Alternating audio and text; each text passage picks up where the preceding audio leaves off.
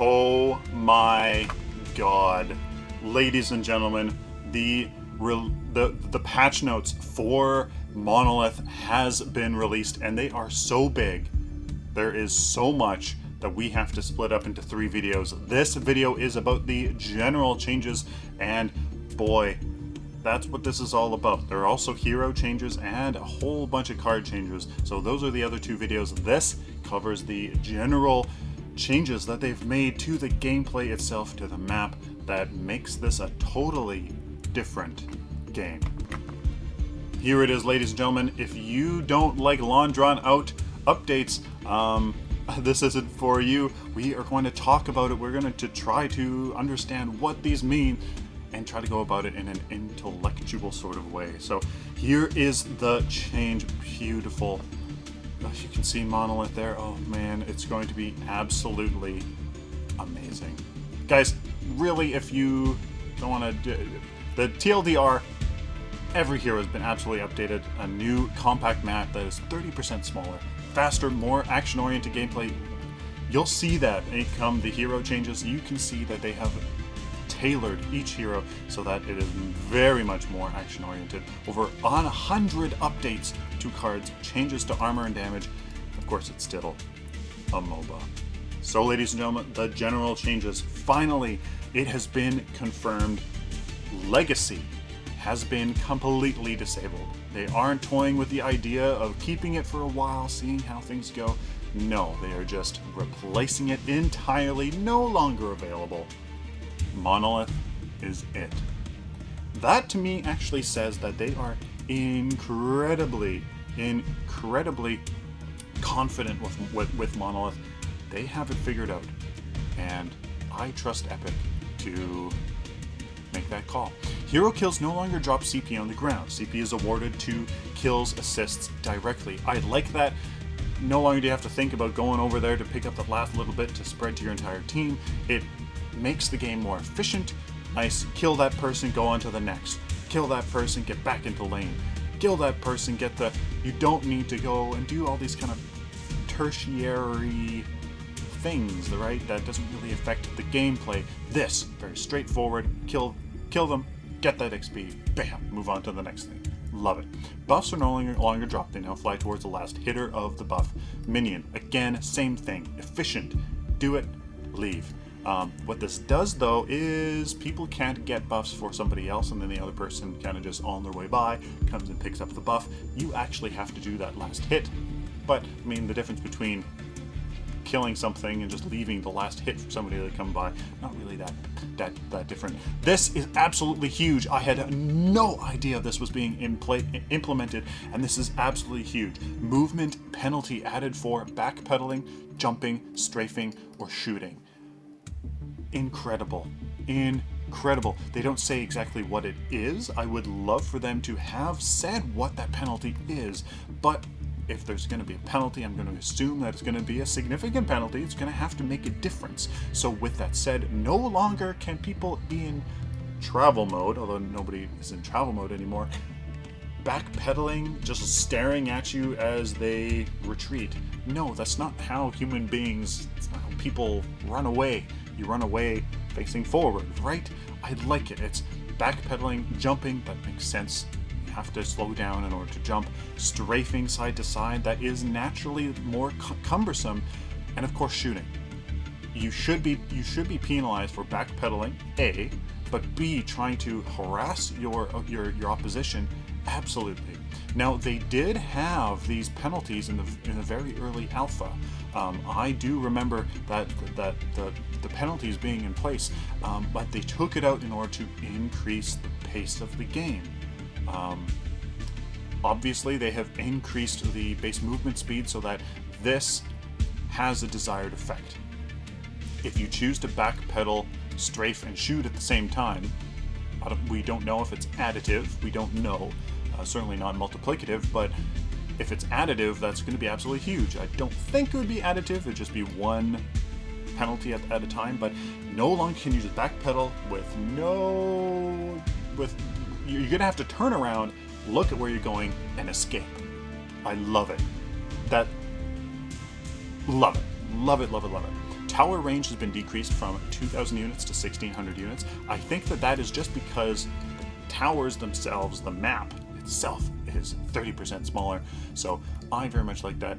This 30% of 2,000 is 600. It's only 400, but I mean, obviously, I'm sure it just works just completely fine. I am so happy. I am so happy that this is a thing. Card points are now earned in increments of 1 instead of 3. What they're trying to do is, every time you happen to go back to base, you should be able to do something, or at least have the opportunity to do something. So, especially in the early game, what this is going to do is quicken up the early game, because you're going to go out. You know, you might get 2, 3, 4, 5 card power. You might get ganked. You go back. Especially people that don't have 1-point upgrades or 2-point upgrades a lot, they're going to be able, they're going to be actually rewarded more. So every time you go back, you're going to actually be able to upgrade your build. You're going to be able to card in upgrades. It'll quicken up the game. People will do more damage. We'll be able to fulfill the role better. Quicken the game. I love it. Love it. Love it. Love it. I just love it. Rebalanced economy. I mean, of course, everything is changing, so they've rebalanced it, hopefully to suit that faster gameplay. Hopefully, you're able to farm much faster. Hopefully, that's what this means. I wish they would give us numbers, but like they said earlier in another blog post, there's so many numbers. They don't want to really mess us up, so I understand, even though I'm a numbers guy. All structures in the game have had their health, armor, balance, etc. I'm sure it's all nice and dandy. Minions, this is big. Non-siege lane minions can now be pulled off of towers by attacking them. So, the people that do the most damage are the ranged and the siege minions. You can now attack the ranged minions and then subsequently the melee minions to pull them off the tower to try to tank them, but then the siege lane minions will still focus the towers and ignore heroes. So while you pull non-lane minions off the tower by attacking them once, then you can go after the siege lane minions, kill them, and then you can finally destroy that. What this does is it eliminates some of the advantage of pushing a lane straight into the tower. They're not going to just solely focus on the tower, right? And go total tunnel vision. But I trust that this, you still should have an option to actually defend your tower, right? And not be like screaming your head off because you can't defend your tower. Lane minions are now added to the wave over the course of the match, just like they already have been. I'm going to assume that these lane minions are both ranged and melee, because the siege minions are already added, slowly over the course of the match. So the longer the match goes on, the more minions are going to be added, meaning you can get more card XP as the match progresses, making it possible to level up, get to the end game, get to that 60 CP before the 50-minute mark, right? So I love it. I love it. I love it. I love it. Tier 1 towers now have bonus armor for the first 7 minutes of the match. Very interesting. It's like they're trying to say, here is the lane phase. 7 minutes, lane. Just stay there. just try to get ganks. Stay there, lane. Nah. After that 7 minutes, then push. I'm really interested to see if there's going to be some interesting timings that come up with this, with a siege, with one of the siege minions that come around the 7-minute mark in that lane. If you can try to coordinate some various 3v1 options, who knows? It'd be very interesting to see there. I could definitely see a 7-minute jungler have to go and help out the 1v2 lane for sure. I really like that. Basic armor is 33% effective against tower damage. Remember, there's basic armor and ability armor. Basic armor provides you armor against all non-ability damage, so Basic armor is the one you have to get in order for you to take less tower damage, but it's 33% is less effective. I like that. Towers seem to do a little bit too little damage in this last patch, especially against tanks and stuff, so I like that. Still forces tanks to be careful. Can't just kind of run in there and be all willy-nilly. Backdoor protection, visually represented by a shield around the tower when backdoor protection is active. Just a visual representation so you can see it. I like it. New jungle buff Minion provides a shield which explodes when it times out or when it runs out, dealing damage in an AoE. Attacking a green buff shielded target reflects a small amount of damage per hit. That's really cool. I mean, the various implications of this could be very much a kamikaze sort of gank. You grab this buff and you head straight for something and kamikaze the heck out of it and try to be as chaotic as possible to try and make something happen. The jungler grabs this and heads straight for the 1v2 lane and tries to coordinate some awesome ultimate combo craziness. I don't know. Love it. Really cool. Interesting that the shield is just a pure shield that will just absorb all damage instead of being just it absorbs 25% damage up to a total maximum of something. So that's like, it's literally shield that people have to work off of, like get rid of, and then deal damage to. Very interesting. Again, timings with this, it's gonna be interesting. New river buff minions. So along the river that runs through the middle of the map on a diagonal like this. Well, I guess like this for you. Sorry. Right for you? No, no. Yeah. No, I was right. Yeah, like this. Frequently available randomized buffs designed to assist with roaming or laning. So, you're going through the river, decide to get a buff, it's going to be randomized.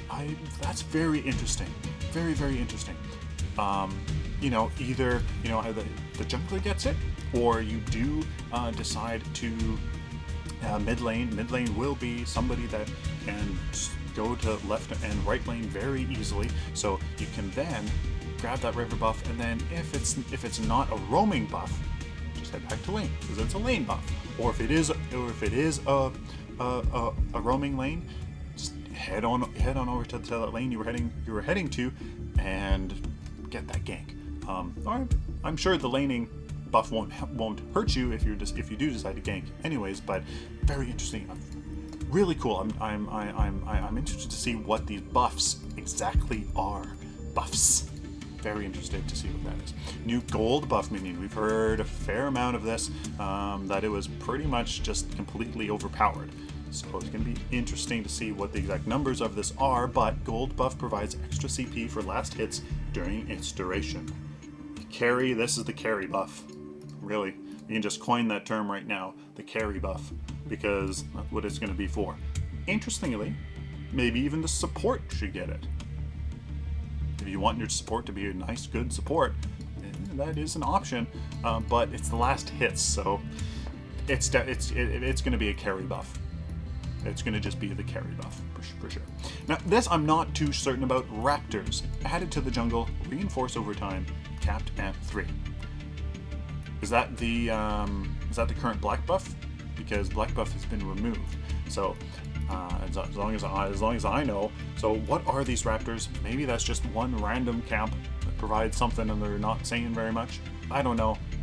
It's probably going right over my head, but reinforce meaning that one is added to, not the stats of the actual minions are increased. They're reinforced meaning one additional unit is added, capped at 3 additional units. The prime helix has been rebalanced, of course. Jump pads. Jump pads allows you to quickly traverse from your base to another jump pad, I'm assuming nearby your towers, but it's deactivated when your first tier 2 tower falls. Interesting. I see a tier 2 push suicide timing definitely occurring where as soon as you get one of the tier 1 towers, there's something happens. Some kind of strategy is in place so that once that tier 1 tower is dead, death ball that tier 2 with a whole bunch of buffs, and you just take it down that tier 2 tower to deactivate that jump pad. It's going to be really interesting to see how valuable those jump pads are in order to actually see if something like that's even worth it, tier 2 tower dive. But really interesting. This kind of makes me think that it takes a while to traverse the map, which has me kind of concerned because that's the whole problem with Legacy. But I think this is just meant for keeping the pace of the game. I don't think that it's going to be as overpowered, hopefully, as travel mode, but to see how these exactly works, will be interesting. So much is happening, it's really quite overwhelming. White jungle camps now reinforce instead of increasing level, capped at 5. Again, we said already that reinforce means an additional unit is added to the camp instead of their stats increasing, like their levels. So you're going to have 5, so a total of 8 towers, or 8 minions there in that white camp, if it's still going to be 3. And I believe that's still the thing. I'm pretty sure that's what they mean. It was revealed earlier date, so it'll be really interesting to see. Spawn platform health regeneration rate has been rebalanced just to make sure that all the numbers work and everything. Harvesters have been removed. No more harvester keys. There's a whole new thing. An amber link. Killing jungle minions fills the amber link with CP, which is automatically distributed to the team at set intervals, currently at 2 minutes. Enemies can steal CP from your amber link, though, by attacking it. I don't think that 2-minute timings are going to come out of this, where there's certain... every 2 minutes there's a gank invade, there's a jungle invasion. I don't think so, but it is very interesting every 2 minutes. Yeah, I don't think anything like that's going to happen, but really interesting that it's every 2 minutes. I would also assume that these jungle minions give normal XP to the person who kills them as well as fill the Amber Link, but that's really interesting. I'm really interested to see exactly how strong these are, because remember, they're getting rid of 7 harvesters. 7 harvesters. That's a lot of CP that that is being distributed to the entire, to both teams. So how are they going to account for that? I think this is going to be really important. And it's going to be something that your jungler really has to take care of. Ward off, protect, kill those jungle minions in that last minute, so that you are leaving less time for the enemy team to come and attack yours and steal that. Really cool, really cool. A double jungler team would be nuts. I don't think it would be all that possible, because then you'd have a 1v2, a 1v1, and a 1v1 instead of that one 2v1. But very interesting. I'm really excited to have this mechanic added to the game.